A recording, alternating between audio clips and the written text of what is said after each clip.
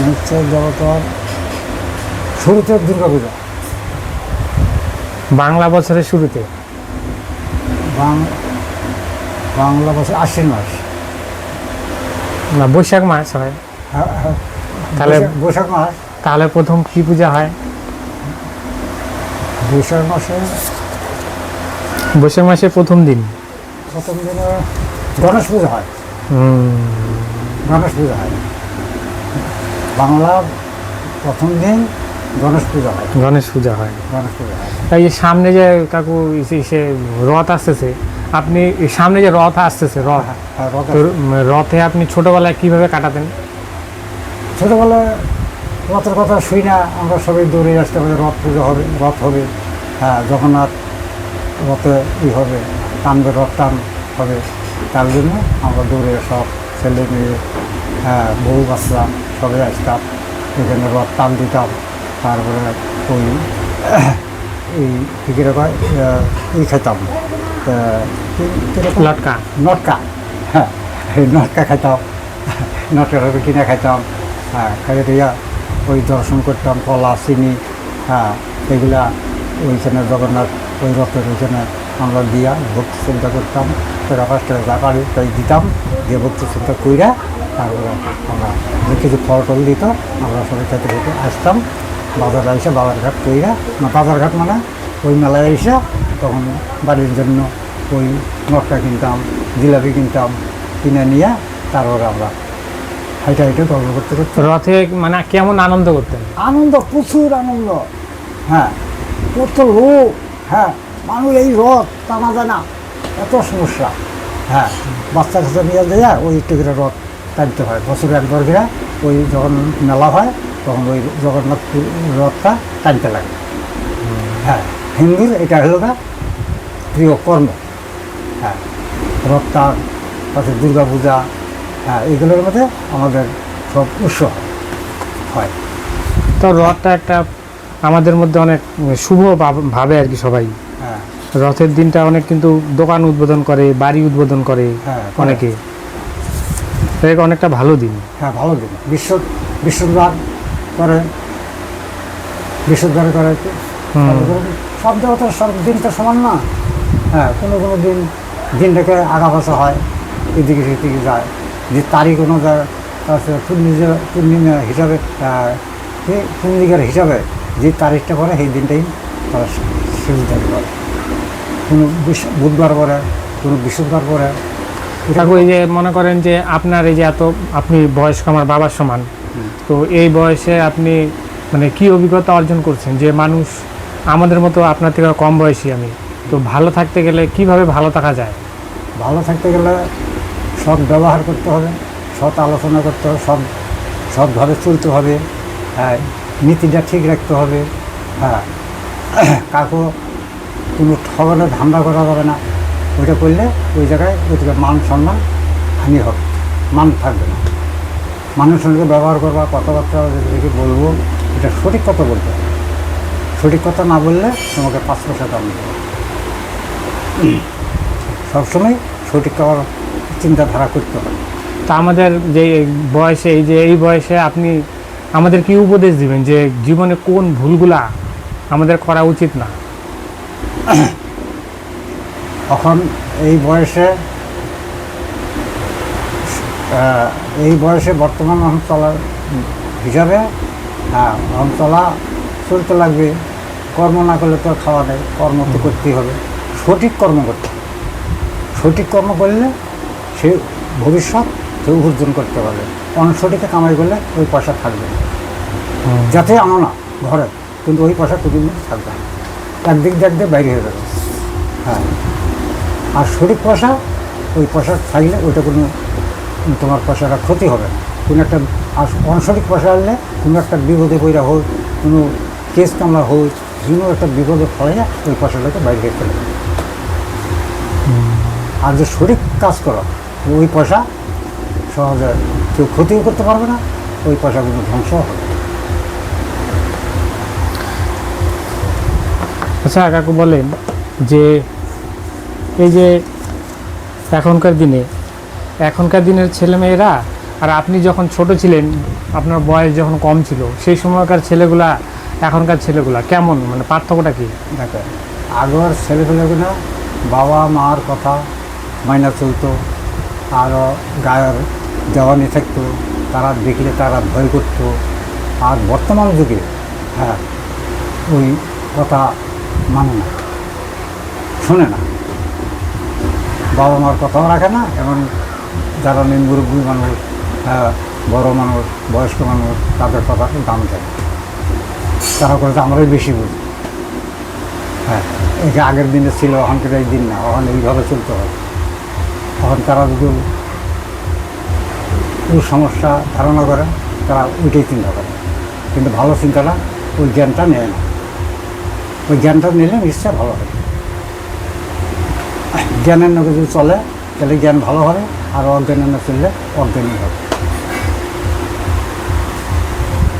এই যে এখন ধরেন 2026 সাল, 2026 চলতেছে, ঠিক আছে?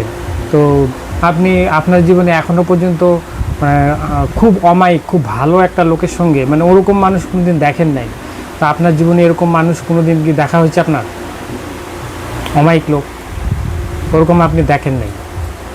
ওইরকম খুব ভালো ধরেন লোক আপনি জীবনে কোনোদিন দেখেন নাই, তো সেরকম লোকের সাথে আপনার কোনোদিনও দেখা হয়েছে? ভালো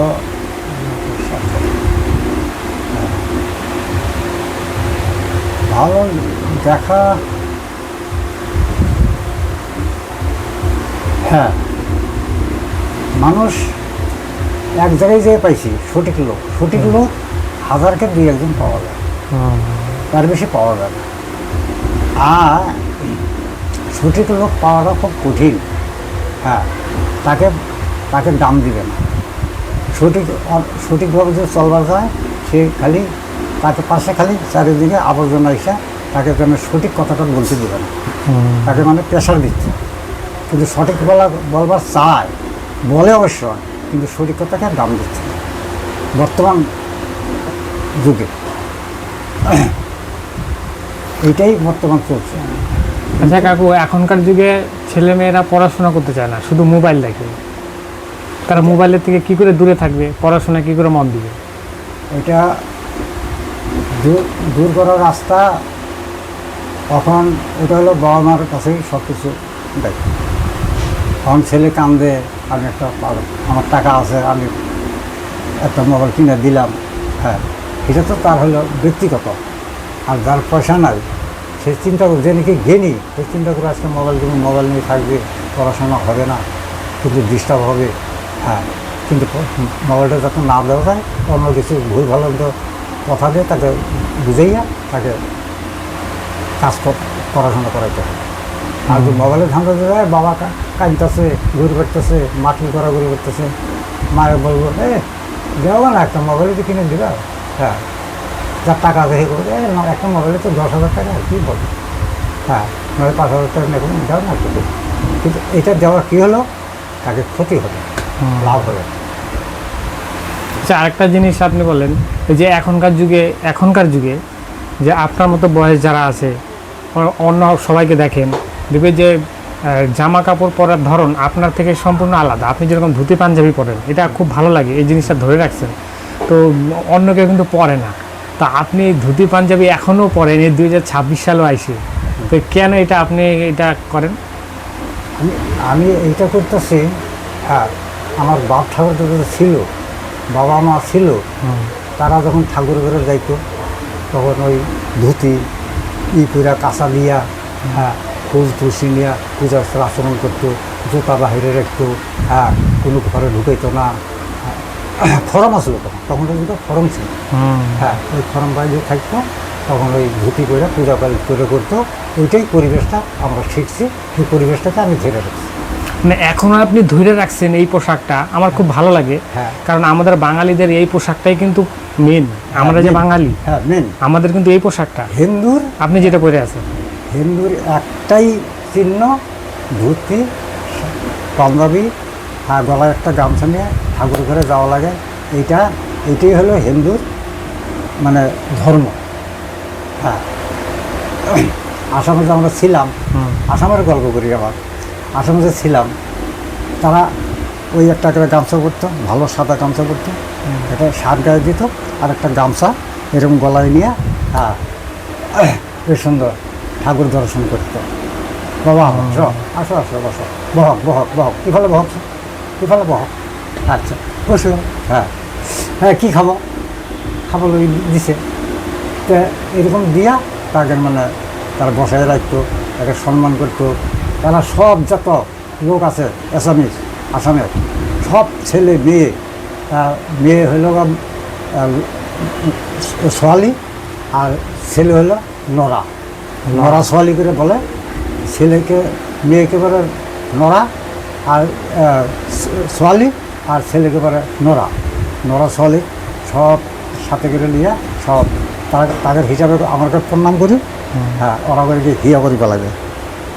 হ্যাঁ, এই গুহায় আছে, এই গুহায়টো এই প্রতিভাখান হিয়া করিব লাগে। ঠাকুর ভালো রাখিব, আমার বাচ্চা সব শান্তি রাখিব, পড়াশোনা করিব পারে, এইটো করিব পারে, হ্যাঁ, সুন্দর যাতে থাকে, এইটোই আরাধনা মার কাছে আরাধনা করে।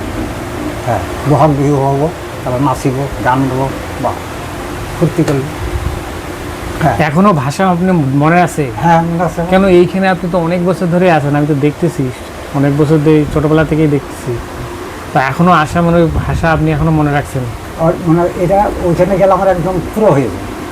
এইখানে আসলে বাঙালি কথা কইতে কইতে কইতে কইতে ই হয়ে যায়। হ্যাঁ, ওইখানে এই জানা দেখে থেকে থেকে গল্প করি চায়ের দোকানে বসে। লড়া আর সোয়ালি দুইজন, এটা প্রশ্ন আছে যে লড়া সোয়ালি পিতা মাতা মানে বাবা, ভালো আর মন্দ, ভাল বেয়া কেন করে গুণ পাবো? গুণ মানে কেন করে আপনি বুঝি পাবেন। যেমন আপনার ছেলে আর মেয়ে আছে, বাংলা ভাষা বলতেছি, ছেলে মেয়ে আছে, আসামি ভাষা করে লড়া সোয়ালি পিতা মাতা, ভাল বেয়া মানে ভালো মন্দ বিচার করিবার কোনো সময় পাবো, তখন বিচার করিবার কোন মত পাবো? এটা প্রশ্ন করছে যে আচ্ছা গেল, এটা করলে প্রশ্ন উত্তর হলো কি, লড়া ছোৱালী পিতামাতা ভাল বেয়া বিচার করবে নোৱাৰে, বিচার করিব পারে কোন সময়ত? যখন বিয়া হব তখন ভাল বেয়া বিচার করিব পারে, এর আগত বিচার করিব নোৱাৰে। এটাই বলছে। আপনি এই যে আপনি জীবনে মানে কোন একটা জায়গায় ঘুরতে গেছেন যেটা আপনার খুব ভালো লাগছে, এরকম কোনো জায়গা আছে? এইসব জায়গার ভিতরে মা কামাখ্যা গেলাম, ওইখানেও ভালো লাগলো। হ্যাঁ, ওইখানে জায়গা সাক্ষাৎ করছি। ওইখানে তো আমাদের বাড়িও আছে, আমার বাচ্চা থাকে চাকরি করে। হ্যাঁ, আমার বাচ্চা চাকরি করে, ওখানে আমার বাড়ি ছিল। দাদা ওইখানে গেছে, আমি এইখানে চলে আসছি। এইখানে আসার পরে আর গেলাম বৃন্দাবনে। আমার বৃন্দাবনে যদি আমি খালি হিন্দি ইংরেজি যদি জানা থাকতো, আমি বৃন্দাবন থেকে আসতাম। কিন্তু এই বাঙালি ভাষাটা কোনো জায়গায় পছন্দ করে, এই খালি পশ্চিমবাংলায় বাংলা ভাষাটা। হ্যাঁ, কিন্তু বাইরে যাবেন হিন্দি ভাষা ছাড়া কিচ্ছু বোঝা লাগে না, হিন্দি ভাষা বলতে হবে। কিন্তু আমার একটাই বিতর্ক হয়েছিল, আমি মূর্খ লোক, হিন্দি ভাষা বলতে পারি না, নাহলে আমি মন্দিরে থেকে গেলাম, আমি আর আসতাম। হ্যাঁ, আমার ওইখানে খুবই ভালো লাগে, সত্য কথা, সত্যভাবে চলা, যা বলবো সত্য, যা খাবার সব ভালো, গোবিন্দর পাশার ঘুর লাগাই খাচ্ছে, আমার এটা বিশাল সুবিধা, আমার বিশাল ভালো লাগে। হ্যাঁ, কিন্তু কর্ম খারাপ, লেখাপড়ি জানি না, মূর্খ। হ্যাঁ, আগের দিনে বহুত কষ্ট ভোগ করা হয়েছে। হ্যাঁ, খেনে পান্তা ভাত খাইতাম। হ্যাঁ, কলা দিয়ে পান্তা ভাত খেতাম, লঙ্কা দিয়ে দইলা খেতাম। হ্যাঁ, খাইয়া আমরা হাল কিছু কাজ করতাম। হ্যাঁ, আমাদের ওই অভ্যেসটা আছে। কিন্তু এই জায়গায় অন্তর এইগুলো তো এই চল নাই, আগের ধানও নাই, আগের চাইলও নেই। আগের এই পাট ধান ওইগুলো আগের যেগুলো ছিল, বছরে একবার ধান আসতো। এই ধান, ওই ধানের শক্তি হলো ডবল শক্তি। একটা মানুষের 1 কুইন্টাল মাথায় কিনে না হাটে খেতাম, যাওয়ার পারত। আমরা না হলে 1 মণ 1.5 মণ 2 মণ আমরাও মাথায় নিছি। কিন্তু এখন ওই ভাতের শক্তি কেন বেশি? বছরে একবার ওই ধানের ভাতের জলও খাওয়া যায়। ওখানকার ডাক্তারের সালসা বোতল আর ওখানকার ভাতের জল একই সময়। কিন্তু এই ধান এখন উঠে গেছে, সরকারের ধান নামাইছে, মেডিসিন দিয়ে কত কিছু দিয়ে নামাইছে। আর বছরে এখন 3 বার ধান হয়। আর হ্যাঁ, তখন 3 বার ধানেতে হয়। একবার, হ্যাঁ, বুঝছেন? এই জন্য ধানের শক্তিটা বেশি ছিল। আগেকার মানুষ 1 মণ 1.5 মণ 2 মণ জিনিস কোনো কেয়ার করে নাই, দরকার বলে উঠেই নিয়ে গেছে। আর এখন 1 মণ জিনিস একদম উঠাইতে পারে না, কারণ শক্তি নেই। ওই শক্তিকে, ওই ধানকে, ওই চালের ভাত খেলে যে শক্তি পাওয়া যাবে, অনেক ওই ভাত খেলে শক্তি পাওয়া যাবে। আগের মেডিসিন ছিল না, খেতির সারে যা খেতি হয়েছে তাই খাইতাম, চলতাম। হ্যাঁ, ফসল ওই গোবরের সারে, ওই মাটির সারে ধান খেতে হইতো, কোনো সারের কোনো মানে ছিল না। তখন ওই ভাতের শক্তিশালী ছিল। হ্যাঁ, আর এখন ওই মেডিসিন যখন আছে, এই যখন আছে, কত কিছু সার সবজি দিয়া এখন ঘরে সবজি আনলে পয়সা যায়। আগে সবজি হলে শুকিয়ে গেত, এটাই হলো প্রমাণ। সার যেটা শুকায় কম যাবে। আছে এটা শুকাই যাবে, শুকাই যাবে। আর যেটা নিয়ে সার বেশি আছে এটা পয়সা যাবে, বুঝছেন? এইটাই যে ঘটনা। ভালো বলছেন। ঠিক আছে কাকু, ভালো থাকবেন তাহলে। হ্যাঁ হ্যাঁ, ভালো অনেক আছি। কথা বললেন। হ্যাঁ, বহুত কথা বললাম, বহুত পুরোদিনের না, কথা খুব না, ভালো কথা আজকে বললেন। বললাম। তো অনেকে এটা পছন্দ করবে আপনাকে। হ্যাঁ, তো কাকু আপনার নামটা বলে দেন। অশ্বিনী দাস। অশ্বিনী দাস। হ্যাঁ, ঠিক আছে। বাবার নাম বংশীরাম দাস। বংশীরাম দাস। হ্যাঁ ঠিক আছে, ঠিক আছে, রাখি তাহলে কাকু। হ্যাঁ।